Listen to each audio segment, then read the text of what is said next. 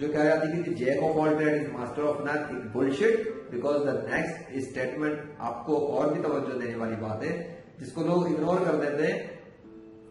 Certainly better than master of one, jack of all trade is master of none. किसी चीज का master नहीं है लेकिन वो किसी एक फील्ड के मास्टर से बहुत ज्यादा बेहतर है। आप स्पेशलिस्ट हो हैकिंग के अंदर, सो क्या कर लोगे पूरी वेबसाइट के अंदर, अगर हैकिंग के अंदर आप स्पेशलिस्ट हो तो what do you know about the other area of the website. और आप स्पेशलिस्ट बिठाओगे अपनी एक वेबसाइट के लिए, हैकिंग का अलग स्पेशलिस्ट, मार्केटिंग का अलग स्पेशलिस्ट, डेवलपमेंट का अलग स्पेशलिस्ट,